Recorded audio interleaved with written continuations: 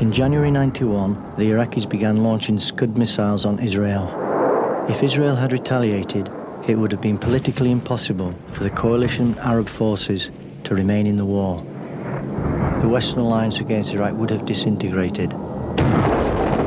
The SAS were tasked to go deep behind enemy lines, locate the Scuds, and take them out. Failure might have given victory to Saddam Hussein. They would cross the border in strength, fully armed, fully tooled up, maximum ammunition. They would then search until they located a mobile Scud position. They would drive in, guns blazing, destroy it, drive off into the night.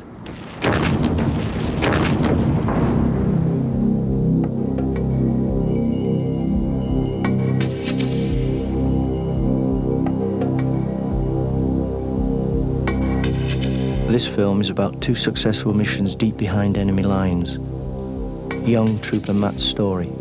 The first mission is about the first shot fired in anger on the ground in the Gulf War. The first kill. White-eyed, up close. Initially, they talked about us doing some form of hostage release because of all the hostages that had been taken in Kuwait and then moved up towards Baghdad. And then taskings changed throughout as the theatre actually built up. They started looking at us going into Western Iraq, deep behind enemy lines, and doing some form of search and destroy. Basically, as a disruption force to draw the attention away from Kuwait.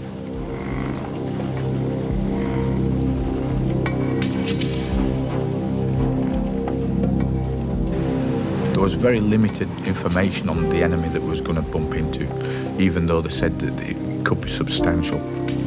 We just went out there basically and just see who we'd come across. We knew that we were better than anybody that we were going to come across.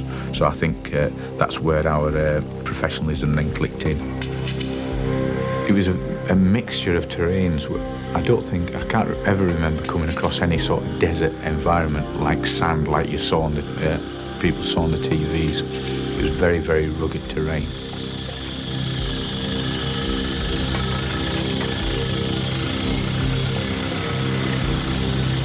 We'd been driving all night at that stage. We'd been across the border in the region of about 4 to 5 days. We'd been in as layout point as LUP for most of the day. And what we tried to do is get into dead ground, into a depression in the ground if we could, to keep concealed, especially at a great distance.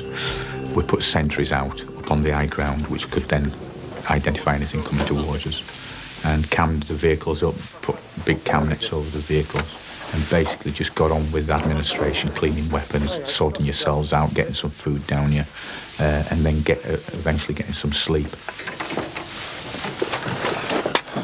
The weather was, in everybody's opinion, horrific. You know, the guys that have been to Norway said that they'd never ever been so cold. We didn't have the equipment and the clothing to keep us warm. I started to have a lot of cold injuries to my fingers because the gloves that we had weren't good enough. They were only very thin leather gloves, and your hands became very, very hard and very cold. As the time progressed, the skins around my fingernails started to crack on all my fingers and both thumbs, which caused a lot of pain, especially as it got colder in the night. So what we were having to do was wrap socks round, cut holes in socks and put socks over his hands.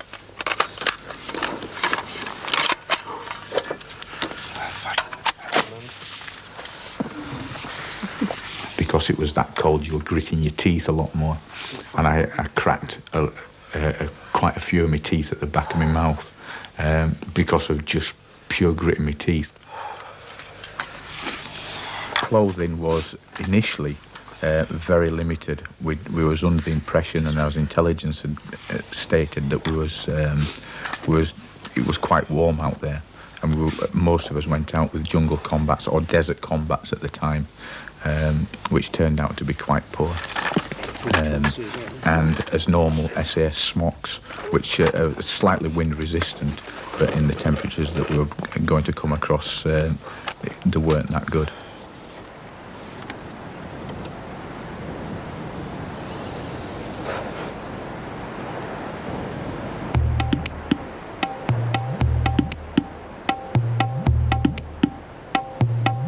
At about 3 o'clock that afternoon, one of the sentries that was on high ground pointed across to down the wadi.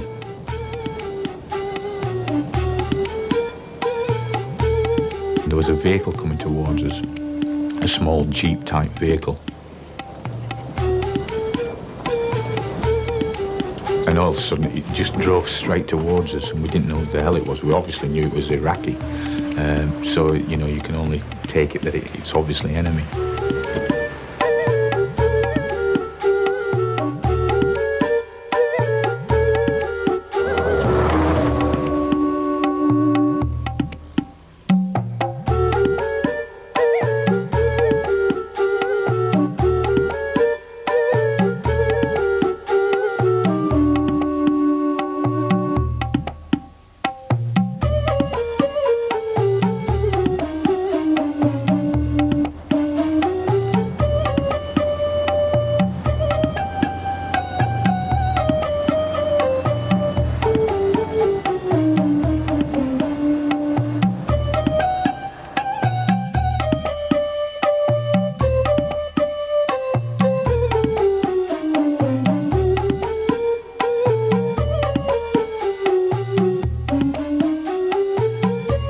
Because of the immediate shock that, Jesus, there's a vehicle coming towards us, it did cause a bit of an initial flap once we identified who they were.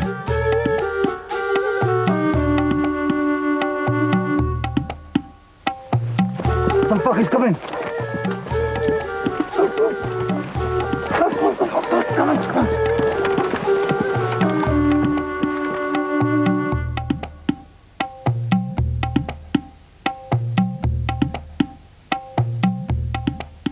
He drove right up towards our vehicle and stopped within about 30 metres of it.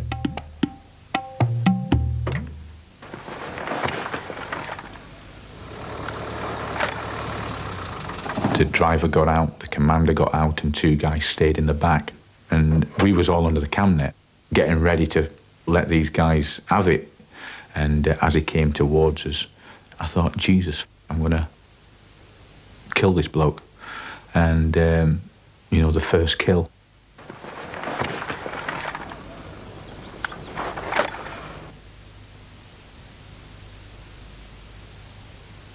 And as he came towards us, one of our guys walked out with his weapon behind his back.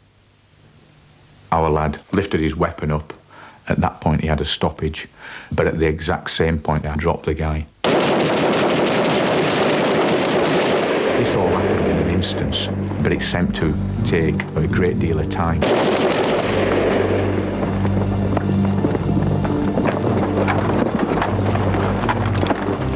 Keep him down! Bastard's been hit! Schmag him now, schmag him! At the same time, and I'm talking literally over seconds, I got up with another guy and started moving towards the vehicle. As we got there, one lad was pulling the body out of the back, and there was a jet of blood just spurted out, which stuck in my mind, you know, because that's the graphic detail of it. Schmag him up! Get him over to the vehicle, quick as you can! Move it! Get him back now! Get him back! That's what's dead. He's had it. Okay, get back and check the vehicle! Check the guys, get ready to move! The guy died very, very quick. The other Iraqi was massively traumatised. He was in great shock because all of a sudden he was on a normal reconnaissance, let's say, for the area, and next thing he knows, everybody that's with him has been killed. Okay,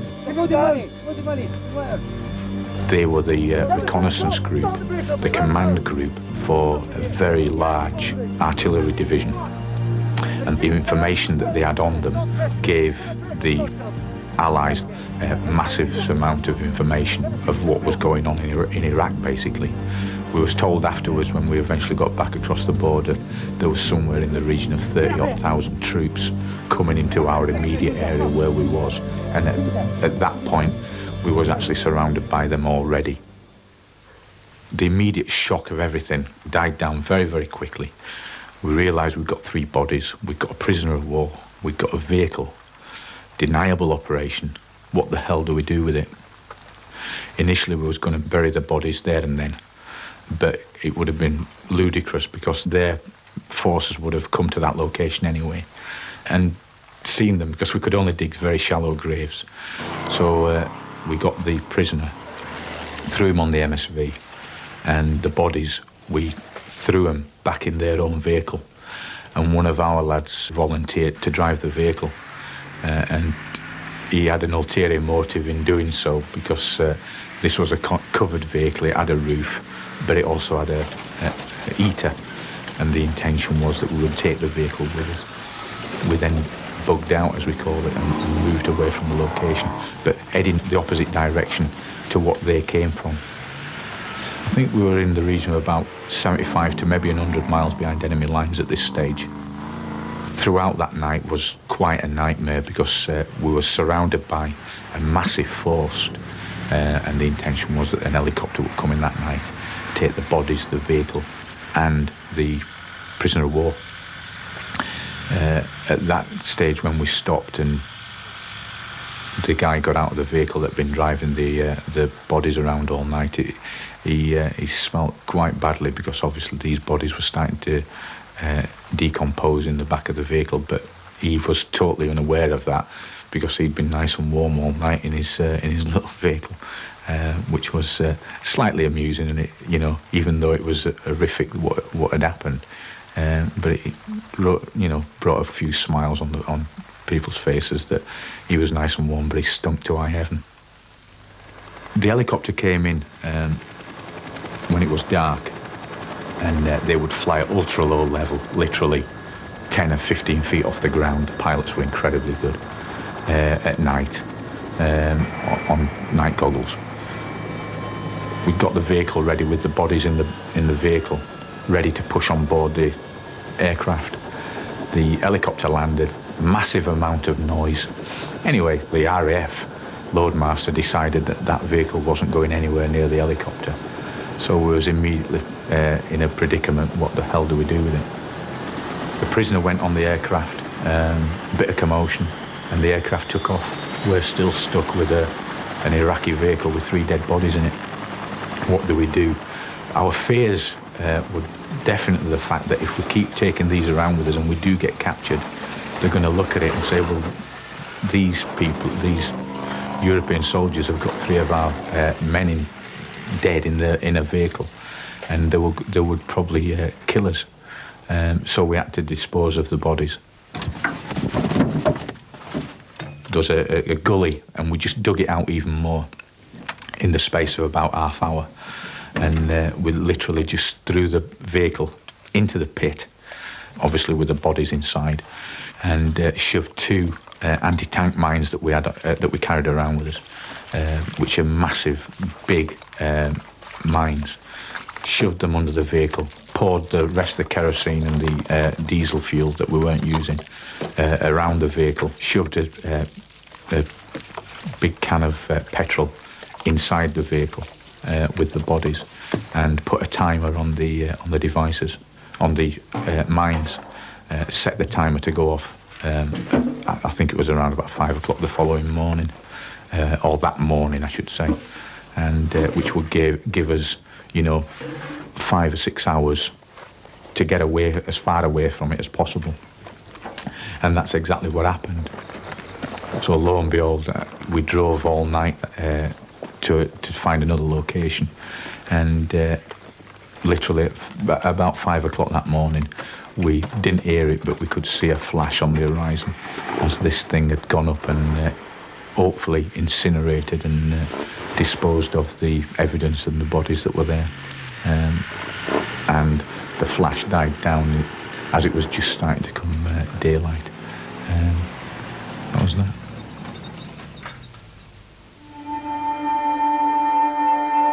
Victor 2 an Iraqi military installation responsible for communications and the guiding of mobile Scuds.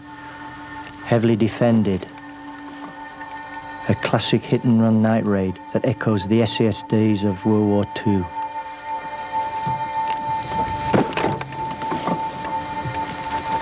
We used to get sit reps every night from headquarters telling us what was going on.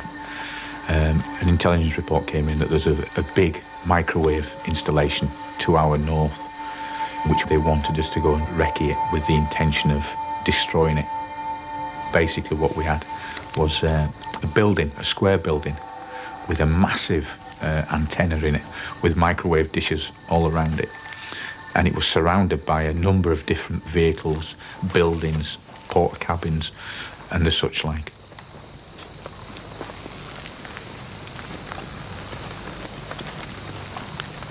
We was tasked basically to go into the installation with a big bag of explosives, which would be on a safety fuse, which would give us in the region of about a minute and a half to get back out.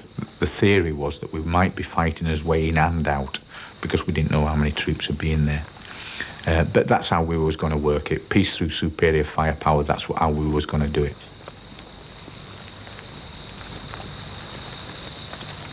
Those two vehicles that was very close to the objective, two big vehicles, one of them with what looked like a water bowser or a fuel bowser. I was tasked to go and ID that one and just watch that.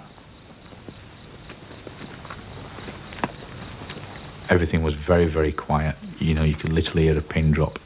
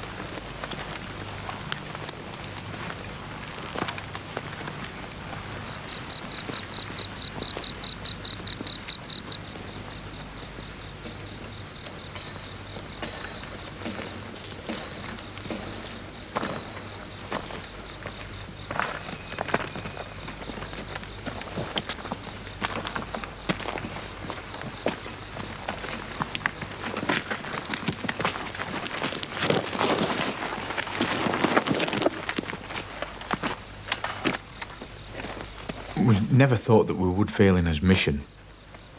As for thinking about not coming back, yeah, it entered my mind every night, and it normally entered my mind just before we started off. And at that point, I would always think, well, is this going to be the night? You know, and I'd say little things to myself and occasionally offer myself a little prayer that everything would be all right for not just myself, but for all the boys.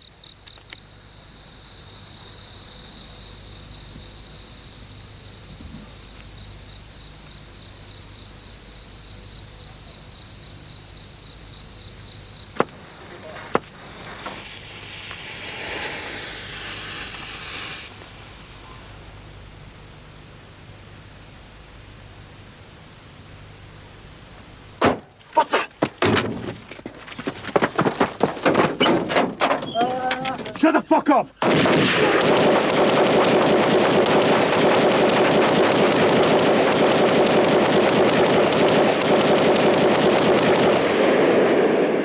We'd initiated the contact and the whole place erupted.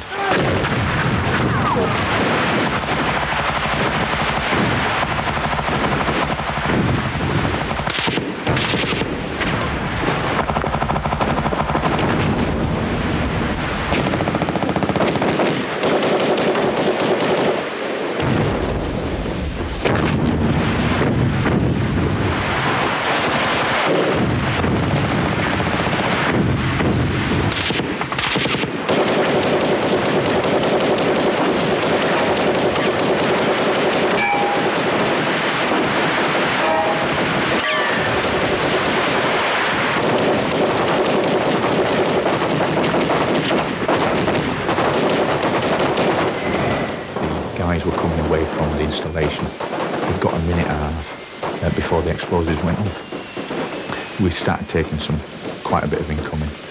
There was a massive amount of fire coming from our right. Tracer rounds were then starting to come very close, and it's a very weird feeling when you've got these, what I call red hornets, flying at you, and they're hitting the ground all around you and bursting all over the place.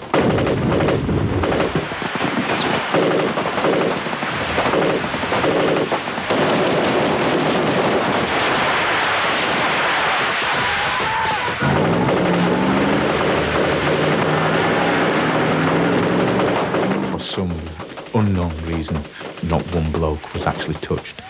We just were very, very lucky.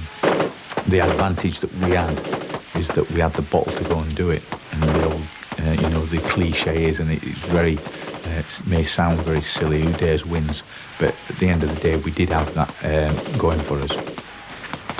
We knew what we were doing. They didn't know who the hell we were, and we went in there and achieved his mission, and we didn't lose anybody in doing so.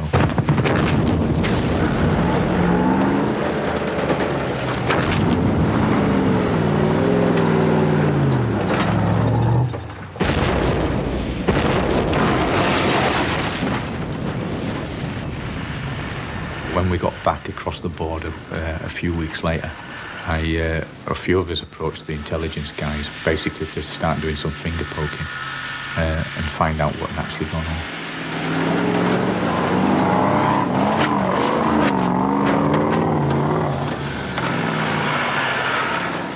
They informed us that there were in excess of between 250 to 300 enemy troops on that one location.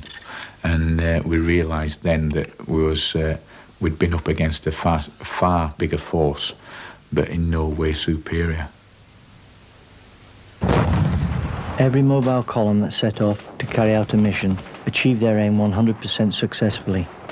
The Iraqis were forced to move their Scuds out of range of Israel. Those that remained were destroyed on the ground.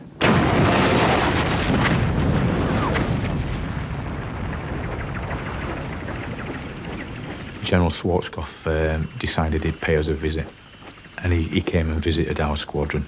His personal jet came in, and he came up and he shook hands with every man in the squadron, and he gave us a speech, and the speech was by far one of the most exhilarating speeches I've ever heard in my life.